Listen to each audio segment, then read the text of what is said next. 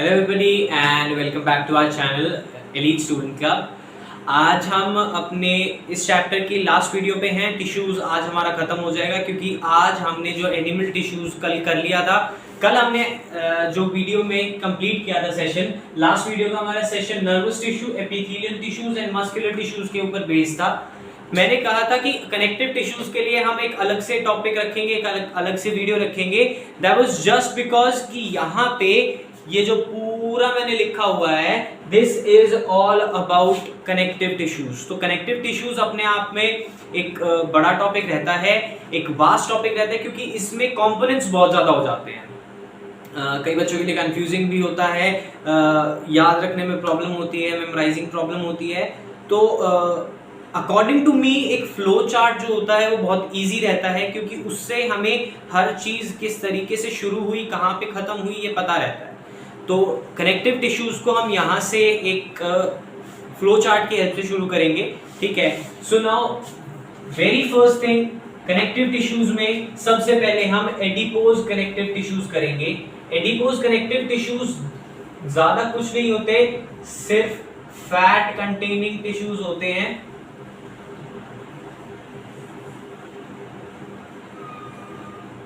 सिर्फ fat containing tissues होते हैं। इनका काम क्या होता है कि किसी भी फर्दर कनेक्टिव टिश्यूज में अगर कोई डैमेज हो या ऐसा कुछ होता है तो वहां पे वो उसको कौन कैरी करेगा? उसको कैरी करेगा adipose connective tissues. Is that clear?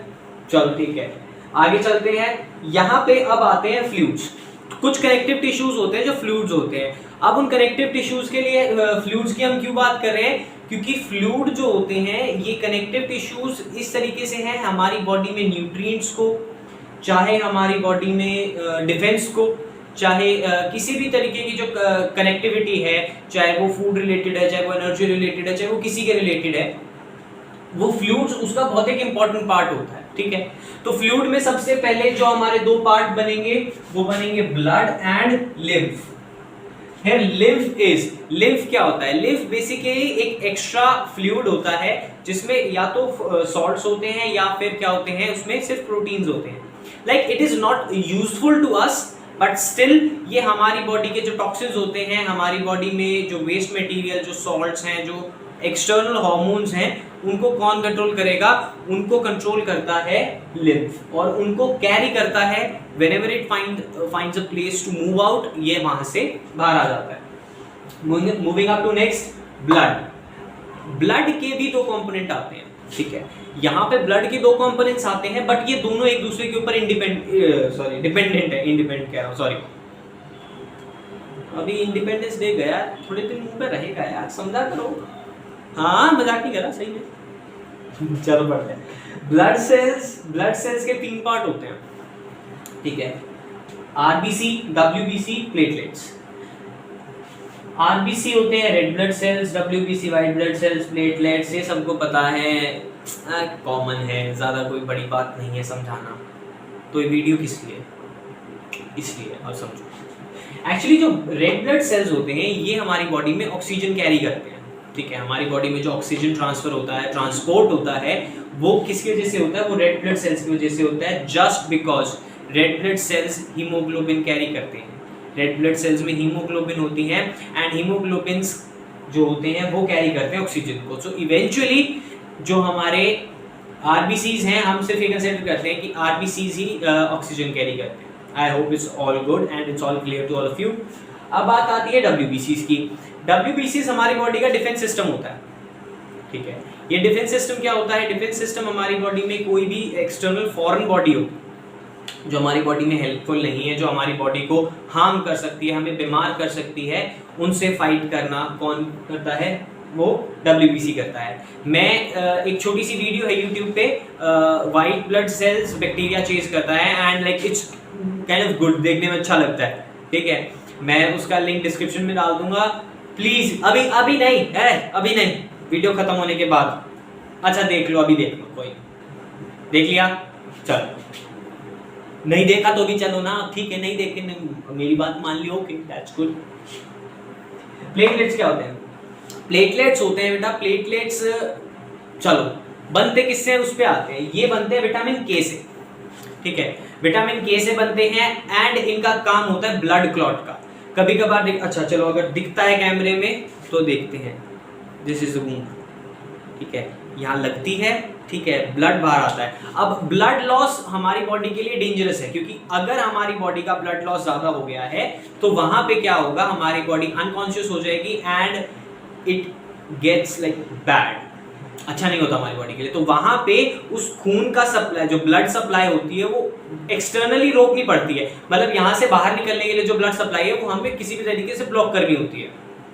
तो वहां पे प्लेटलेट्स आते हैं। प्लेटलेट्स उस वुंड पे एक तरीके से कनेक्टिव टिश्यूज कैसे बनेंगे, इफ दिस गॉट रप्चर्ड तो वो यहाँ पे आके फिक्स अप हो जाते हैं ताकि जो ब्लड फ्लो है वो कंटिन्यूस रहे यहाँ पे एंड वहां पे ब्लड लॉस ना हो, ब्लड फ्लो कंटिन्यू रहे। So those are what platelets. हमने ब्लड सेल्स कर लिए, वेरी गुड। बात आती है प्लाज्मा की। प्लाज्मा क्या होते हैं जी? प्लाज्मा यहाँ ये होते हैं कि जो सस्पेंडेड ब्लड सेल्स हैं, ठीक है, जो भी सस्पेंडेड हैं या एक्स्ट्रा हैं या यूज्ड हैं या लाइक कोई भी किसी भी तरीके की छोटी सी प्रॉब्लम है, वहां पे जो ब्लड सेल्स होंगे वो किस में स्टोर होंगे, वो प्लाज्मा में स्टोर होंगे, ठीक है। यहाँ पे ध्यान क्या रखना है, it is made up of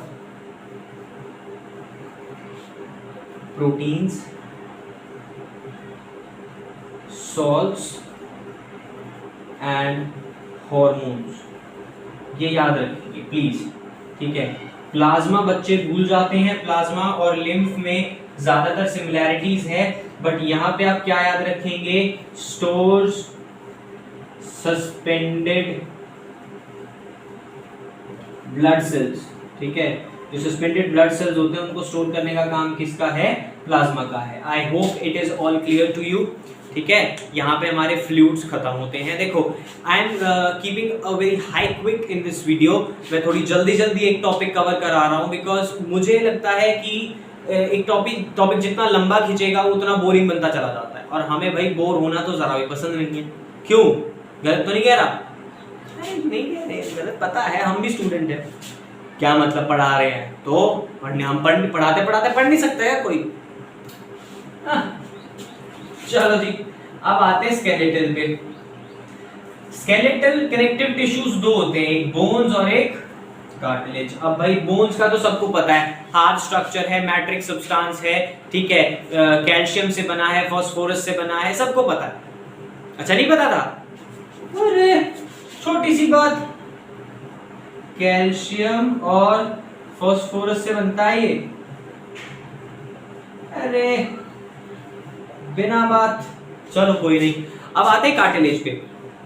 basically हम कहते हैं कि जो बोन्स होते हैं दोज आर हार्ड सब्सटेंसेस या हार्ड मैट्रिक्स कह सकते हैं उसको, बट यहाँ पे जब हम कार्टिलेजेस की बात करते हैं, जब इस कार्टिलेज की बात करते हैं तो कार्टिलेजेस सॉफ्ट बोन्स कह सकते हैं। यहाँ पे क्या कहेंगे? हाँ, सॉफ्ट बोन्स। यार एक तो पता है लाइटिंग का बहुत इशू हो रहा है यार, चलो कोई नहीं, इसको भी सॉर्ट करते हैं कैसे ना कैसे, क्योंकि चलो। तो भाई यहाँ पे जो कार्टिलेज होते हैं इनको सॉफ्ट बोन्स बोला जाता है। किस लिए? क्योंकि ये जो होती है कुछ ऐसे एरियाज पे होते हैं जहाँ पे बोन हमारे लिए होना थोड़ा सा इतना नेसेसरी नहीं है। लाइक हमारे आर्म पे बोन होना जरूरी है, लाइक यहाँ पे इस जगह पे बोन होना इट्स नेसेसरी, बट यहाँ पे देखो it's kind of hard substance, अपनी फॉर्म में है, अपनी शेप में है, बट उतना हार्ड नहीं है। It folds down, it folds down, देखो फोल्ड हो रहा है। तो ये फोल्डिंग या थोड़ी सी फ्लेक्सिबिलिटी होती है जो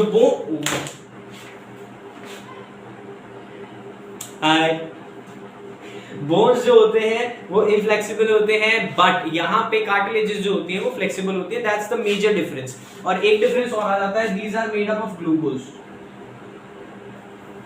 हाँ जी, ठीक है, these are made up of glucose. अब पूरा कनेक्टिव टिश्यू खत्म हो गया है, लास्ट बचता है रेगुलर कनेक्टिव टिश्यूज। अब भाई हमारी बॉडी में मसल्स हैं, गॉट दैट, मस्कुलर टिश्यूज हैं, got that, oh sorry nervous है, मस्कुलर टिश्यूज हैं, गॉट दैट, बोन्स है, कार्टिलेजेस हैं, गॉट दैट, नो इशू, हर चीज है। कनेक्ट कैसी हो रही है, जुड़ी कैसी हो रही है आपस में, तो वो यहाँ है। जब तक ये नहीं होंगे तब तक हमारी बॉडी काम ही नहीं कर सकती। ये हाथ यहाँ से ऐसे उठ रहा है तो this is just because of tendons and ligaments, याद रखना, ठीक है, कोई प्रॉब्लम नहीं होनी चाहिए। ये कनेक्टिव टिश्यूज कैसे हैं, टेंडन्स जो होते हैं, these tendons connect muscles and bones, ये बोन्स और मसल्स को कनेक्ट करती है, और लिगामेंट जो है कनेक्ट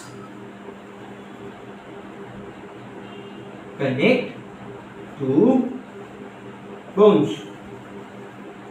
अब भाई आपस में बोन भी तो जुड़ी होनी चाहिए ना।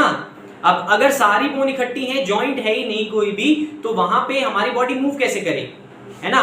तो वहां पे जो हमारी मूवमेंट के लिए जॉइंट होता है, वहां पे अलग हड्डियां नहीं होती, उनके बीच में जो दोनों हड्डियों को कनेक्ट कर रहा होता है, जो दोनों बोन्स को कनेक्ट कर रहा होता है, वो लिगामेंट होता है, ठीक है। बट वहीं पे अगर हमारी बॉडी में जो हमारे मसल्स है वो बोन के साथ कनेक्टेड है, जिसकी वजह से हम अपना बॉडी मूव कर पा रहे हैं, या जिसकी वजह से हमारी बॉडी चल पा रही है, हमारी कमांड्स एक्सेप्ट कर पा रही है, वो किसकी वजह से होता है, वो टेंडन्स की वजह से होता है।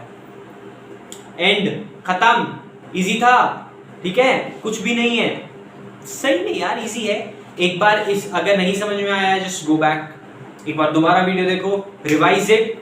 जो मैं बोल रहा हूं just keep a note on this, कि आप उसको लिखें। एक मेरी छोटी सी एडवाइस है, एक सजेशन है सब बच्चों के लिए, who is watching the video, जो भी देख रहा है सबके लिए एक छोटी सी एडवाइस है, just stick to your NCERT. आपके टीचर्स एनसीईआरटी में से मैक्सिमम क्वेश्चंस देते हैं, ठीक है, मैक्सिमम क्वेश्चंस देते हैं एनसीईआरटी में से। अब एनसीईआरटी से चिपक के रहें। हाँ जी, क्यों चिपक के रहना है भाई, क्योंकि एनसीईआरटी के अंदर से हद से ज्यादा क्वेश्चंस आ सकते हैं। जितने क्वेश्चंस आएंगे वो सारे कहां से आएंगे, वो सारे के सारे एनसीईआरटी से आएंगे आपके, ठीक है ना। तो यहाँ पे एनसीईआरटी आपके लिए जरूरी है। एनसीईआरटी से सारे क्वेश्चंस निकलेंगे, तो आप अपना एनसीईआरटी रीड करें, उसका सारा कंटेक्स्ट अपने साथ रखें। साथ साथ आप ये करें, एज आई ऑलवेज से, हमारी मेहनत नहीं है इतनी, जो बच्चे पढ़ेंगे आपकी मेहनत है, जो आप लोग करेंगे, ठीक है। So keep learning, keep growing. Just note it down. We'll end the video. Thank you very much for watching.